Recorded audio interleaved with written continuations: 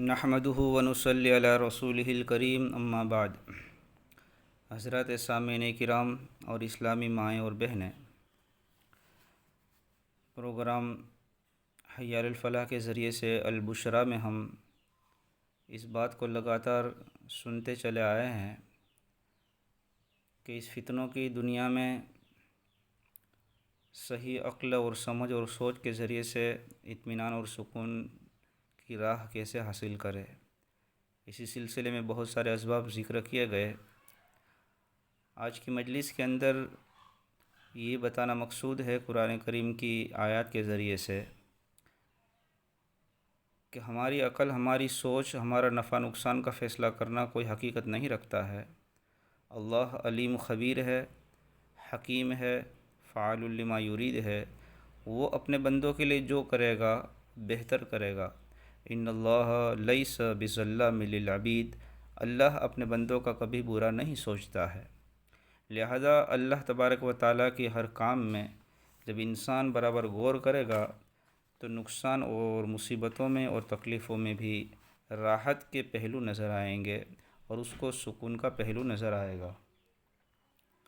قرآن کریم کی آیت شریفہ سورہ نساء 19، اللہ تعالیٰ فرماتے ہیں فَعَسَىٰ أَن تَكْرَهُوا شَيْئًا وَيَجْعَلَ اللَّهُ فِيهِ خَيْرًا كَثِيرًا، ممکن ہے کہ تم ایک چیز کو ناپسند کرو اور اللہ تعالیٰ اس کے اندر کوئی بڑی دینی یا دنیاوی منفعت رکھ دے، فائدہ رکھ دے۔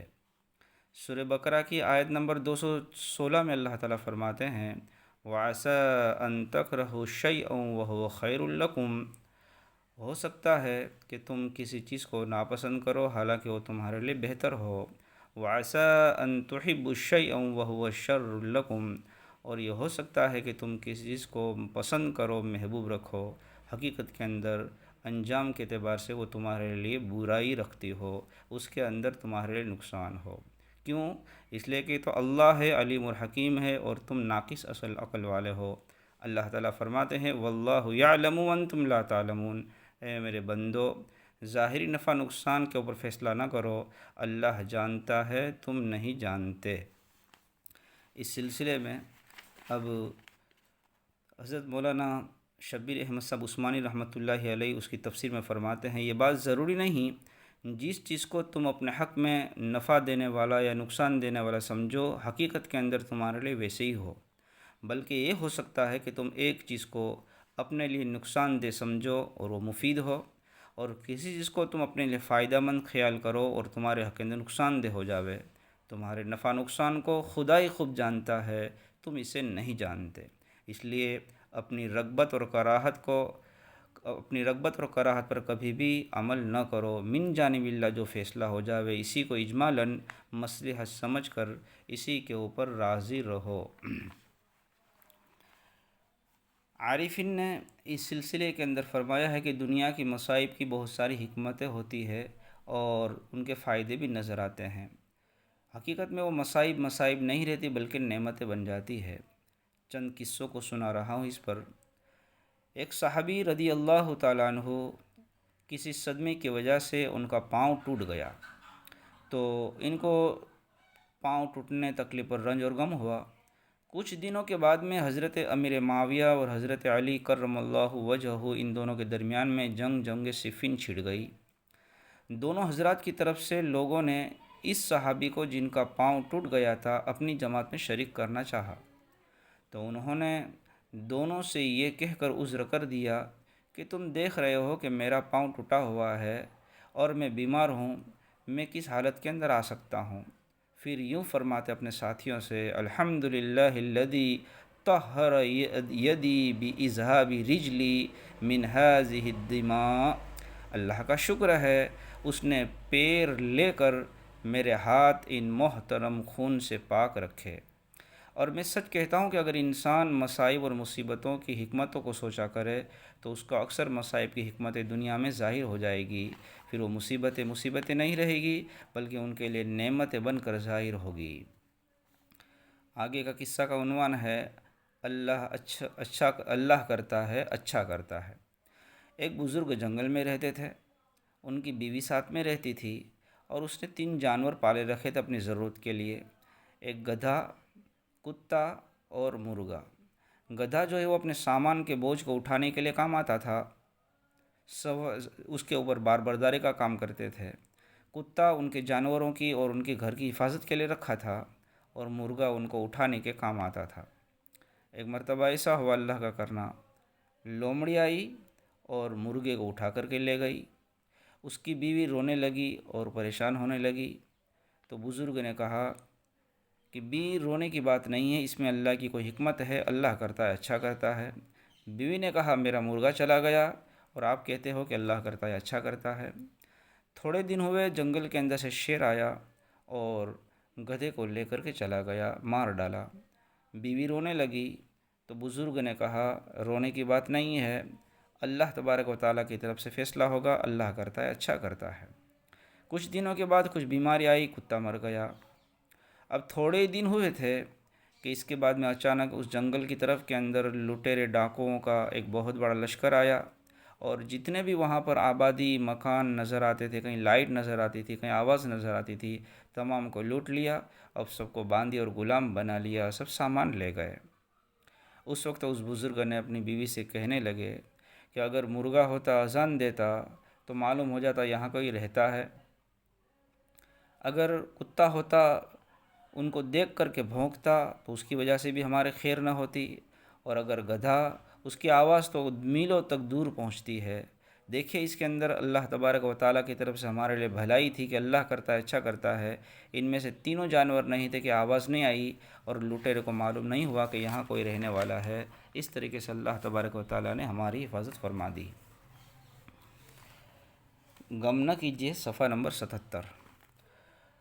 اہل تاریخ لکھتے ہیں کہ ایک آدمی جو ہے ان کو فالج اور لقوہ ہو گیا تھا، ہوا لگ گئی تھی جسم میں، بالکل بستر پر پڑا ہوا تھا، نہ کھڑا ہو سکتا تھا نہ ہاتھ ہلا سکتا تھا۔ کئی سال گھر میں ایسے ہی گزر رہے تھے۔ یہ آدمی، اس کے علاج کرنے میں بڑے بڑے ڈاکٹر، طبیب جو ہے وہ مایوس ہو چکے تھے۔ ایسا ہوا اللہ کا کرنا، ایک دن گھر کے اندر وہ پڑا ہوا تھا، چھت کے اوپر سے ایک بچھو اس معذور جس پر فالج لگی ہوئی تھی اس کے سر پر آ کر گرا اور چلنے لگا۔ یہ آدمی جو بیمار تھا، جس کو ہوا لگ گئی تھی، چل نہیں سکتا تھا، بچھو کو ہٹا نہیں سکتا تھا، اس لیے کہ فالج کی وجہ سے معذور تھا۔ اس بچھو نے اس بیمار آدمی کو، جس کو ہوا لگی تھی، سر کے اوپر ڈنک مارا، جس کے ذریعے سے اس کے پورے جسم کا لہو، بلڈ اور خون اچھلنے لگا، وہ بھی اضطراب اور حرکت کے اندر آ گیا۔ اللہ تعالیٰ کی ایسی قدرت ہوئی اور رحمت آئی کہ اس کا جسم چلتا پھرتا اور ٹھیک ہو گیا، اور اٹھ کر اپنے قدموں پہ کھڑا ہو گیا، چلنے پھرنے لگا۔ سب لوگ یہ دیکھ کر کے حیران رہ گئے، اللہ کی قدرت کو دیکھو، اس بچھو کا ڈنک اس معذور کے لیے سبب شفا بن گیا۔ عسیٰ ان تکرہوا شیئا، ہو سکتا ہے کہ تم کسی کو ناپسند کرو اور اللہ نے اس کے اندر تمہارے لیے بھلائی رکھی ہو۔ کہا جاتا ہے صحیح ہے، فعل الحکم حکیمی لا یخلو عن الحکمتی۔ غم نہ کیجیے، صفحہ نمبر 219۔ ایک بادشاہ اپنے وزراء کے ساتھ میں پارٹی بنا کر کے کچھ کھا رہا تھا، اتنے میں پھل توڑتے کھاتے ہوئے بادشاہ کی انگلی کٹ گئی، تو وزیروں میں جو بڑا وزیر تھا اس کی زبان سے نکل گیا اس میں اللہ کی کوئی حکمت ہوگی، اللہ کرتا ہے اچھا کرتا ہے۔ بادشاہ کو غصہ آ گیا، مجھے تسلی دینے کے لیے کوئی لفظ استعمال کرنا چاہیے، اور تو نے اس کے اوپر زخم پر نمک چھڑا اور یہ کہتا ہے کہ اللہ کرتا ہے اچھا کرتا ہے۔ غصے میں آ کر کے اس کو جیل میں ڈلوا دیا۔ چند دن کے بعد میں بادشاہ کو شکار کا شوق ہوا، وہ جنگل کے اندر شکار کرنے کے لیے گیا، اور یہ وزیر جس کو جیل میں ڈالا تھا، جس نے یوں کہا تھا اللہ کرتا ہے اچھا کرتا ہے، جو بڑے پوسٹ اور بڑے عہدے پر تھا، اس کی جگہ پر دوسرے بڑے وزیر کو ساتھ میں لے لیا تھا۔ جنگل میں جس وقت شکار کرنے کے لیے گئے تو یہ بڑا وزیر بھی ساتھ میں تھا، دوسرے بھی وزراء تھے۔ چلتے چلتے چلتے شکار کے تلاش میں دور تک نکل گئے اور ساتھی سب بکھر گئے ادھر ادھر۔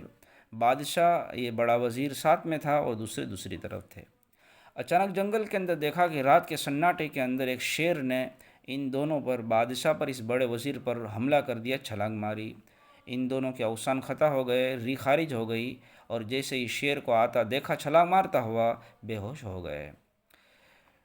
جب شیر نے ان دونوں کے پاس آ کر کے ان کو کھانا چاہا تو حکایت کے اندر ایسا مشہور ہے کہ شیر کبھی بھی زخمی ایب والے جانور کو نہیں کھاتا ہے، تندرست کو کھاتا ہے۔ جب ٹٹولا تو وزیر صحیح سالم تھا اور بادشاہ کی انگلی کٹی ہوئی تھی، ایب والا تھا، اس نے وزیر کو نوچنا شروع کر دیا، ان کی گردن سے خون چوسنا شروع کر دیا اور بادشاہ کو ایسے ہی پڑا رہنے دیا۔ لوگوں کو جب اس معاملے کا علم ہوا کہ بادشاہ نے وزیر چلے گئے ہیں، دوسرے لوگ بھی چلے گئے ہیں، تو تلاش کرنے کے لیے جنگل میں نکلے۔ تلاش کرنے والے جس وقت بادشاہ کے پاس پہنچے تو ماجرا دیکھا، بادشاہ سلامت تو بے ہوش پڑے ہوئے ہیں اور وزیر کا زندگی کا خاتمہ ہو چکا ہے۔ تو لوگوں نے ان کے تلوے پر رگڑ کر کے بادشاہ کو ہوش میں لایا۔ اس وقت بادشاہ نے جس وقت آنکھ کھولی تو ان کو اس بڑے وزیر کی بات یاد آ گئی کہ اللہ کرتا ہے اچھا کرتا ہے، میری انگلی کے کٹنے کی وجہ سے آج شیر کے شکار ہونے سے میں بچ گیا۔ اور پھر فوراً جا کر کے اس وزیر کو جس نے ایسا کہا تھا جیل میں سے نکلوایا، ان کو انعام دیا۔ لیکن جب پھر اپنی جگہ پر بیٹھے پارلیمنٹ کے اندر اور مجلس ہوئی تو بادشاہ نے ہنستے ہوئے اس وزیر کو، بڑے وزیر کو جو جس کو جیل میں ڈال دیا تھا، کہا میری انگلی کٹ گئی، اس میں تو اللہ کی حکمت تھی کہ میں بچ گیا، چلو، لیکن تم کو جیل میں ڈال دیا گیا تو جیل کی مشقت کے اندر اس میں اللہ کی کیا حکمت ہے؟ تو ایسی صورت کے اندر اس وزیر نے کہا حضرت آپ دیکھ رہے ہیں، اس کا ثبوت تو آپ کے سامنے ہے کہ میں آپ کے سامنے ہوں، اگر میں جیل میں نہ جاتا اور آپ کے ساتھ شکار میں ہوتا تو اس بڑے وزیر کا جو حال ہوا وہ حال میرا ہوتا۔ آب حیات تقاریر حقانی نایاب موتی۔ حضرت عثمان ابن حیثم رحمۃ اللہ علیہ سے منقول ہے کہ انہوں نے قبیلہ بنو سعد کے ایک شخص جو کہ بصرہ میں تھا، بنو سعد کا ایک شخص جو کہ بصرہ میں رہتے تھے، عبید اللہ ابن زیاد کا یہ سپہ سالار تھے۔ ایک دفعہ چھت کے گرنے کی وجہ سے ان کے دونوں پاؤں ٹوٹ گئے، تو چونکہ اس آدمی کے جو بصرہ کے بڑے آدمی تھے ان کے پاؤں ٹوٹ گئے اور عبید اللہ ابن زیاد کا سپہ سالار تھا، مطلب کہ بااثر لوگوں میں سے تھا۔ اس زمانے کے ایک محدث ابو قلابہ رحمۃ اللہ علیہ ہے، جب ان کو معلوم ہوا کہ اس سپہ سالار کا پاؤں ٹوٹ گیا ہے، دونوں پاؤں ٹوٹ گئے ہیں، تو ان کو تسلی دینے کے لیے، عیادت کرنے کے لیے وہاں پر پہنچے۔ تو اس وقت محدث ابو قلابہ نے فرمایا اس میں اللہ کی کوئی نہ کوئی بھلائی اور حکمت ہوگی۔ تو اس سپہ سالار نے کہا کہ میرے دونوں پاؤں ٹوٹ گئے اور اوپر سے آپ یوں کہتے ہیں کہ اس میں اللہ کی کوئی، آپ کے لیے کوئی نہ کوئی بھلائی ہے، اللہ کی بہتری ہے۔ آپ نے جو فرمایا بات اللہ تعالیٰ نے تجھ سے پوشیدہ، تو حضرت نے فرمایا محدث ابو قلابہ نے، جو بات اللہ نے تجھ سے پوشیدہ رکھی ہے وہ اس سے زیادہ جاننے والا ہے۔ خیر، اس واقعہ کے چند دن کے بعد عبید اللہ بن زیاد کی طرف سے خط ان کو آیا، قبیلہ بن سعد کے سپہ سالار کو، کہ جو کربلا کا ایک مشہور حضرت امام حسین رضی اللہ تعالیٰ عنہ کی شہادت کا واقعہ ہوا، تو انہوں نے عبید اللہ بن زیاد نے اس جنگ کے اندر حضرت امام حسین کے خلاف لڑنے کے لیے کہا۔ تو اس وقت اس سپہ سالار نے کہا اپنا حال بیان کرتے ہوئے کہ میرے دونوں پاؤں ٹوٹے ہوئے ہیں اور 7 دن سے میں چند دنوں سے ایسے ہی پڑا ہوا ہوں، یہ بات دے کر کے ان کو روانہ کر دیا، معذرت کر دی۔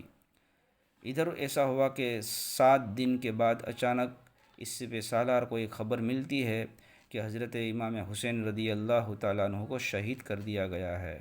اس خبر کے سننے پر ابو قلابہ، تو اس سپہ سالار نے کہا اس خبر کو سن کر کے ابو قلابہ پر اللہ رحم فرماوے، انہوں نے بالکل سچ فرمایا تھا، بے شک اس میرے پاؤں کے ٹوٹنے کے اوپر اللہ تعالیٰ نے میرے لیے بھلائی رکھی تھی۔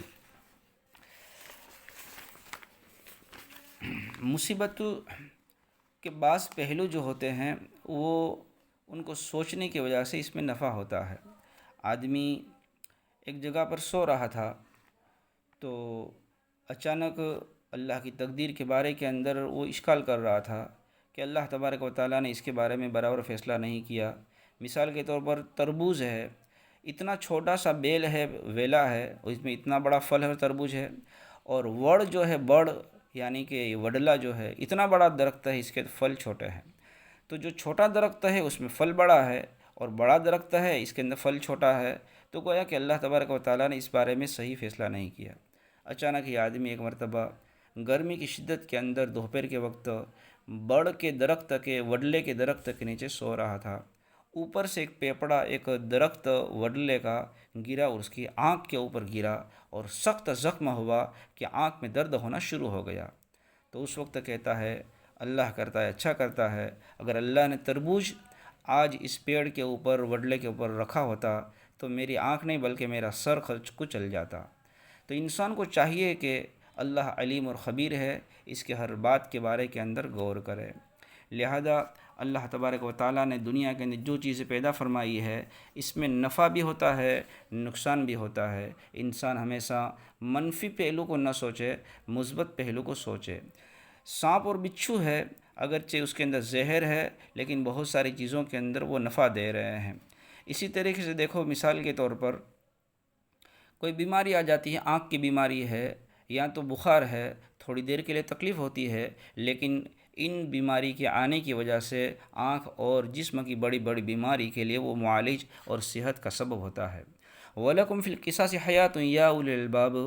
اگر اسلامی حکومت کے اعتبار سے ایک آدمی دوسرے کو قتل کر دے تو قصاص میں اس کو بدلے میں قتل کیا جاتا ہے، لیکن اس کے اندر خیر اور بھلائی یہ ہے کہ دوسرے تمام لوگ جو ہے وہ زندگی پاتے ہیں اور عبرت حاصل کرتے ہیں۔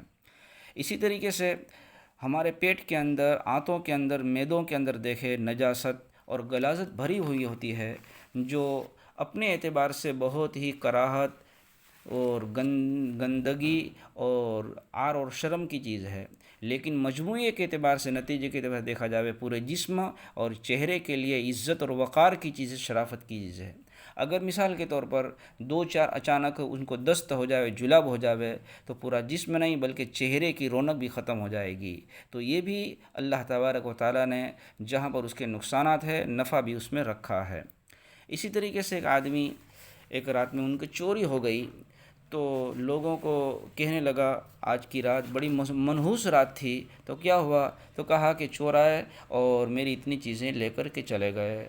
اچانک رات کے سناٹے کے اندر چور نے اس لفظ کو سن لیا تو چور نے کہا دوسرے ساتھی کو، ہاں آج کی رات منحوس ہے، لیکن تیرے لیے نہیں بلکہ تیرے لیے منحوس ہے، میرے لیے تو آج کی رات عید کی رات تھی تو مجھے اتنا نفع ہوا۔ تو سوچنے کا انداز غلط ہوتا ہے، اللہ تبارک و تعالیٰ کی حکمت کی ہوتی ہے۔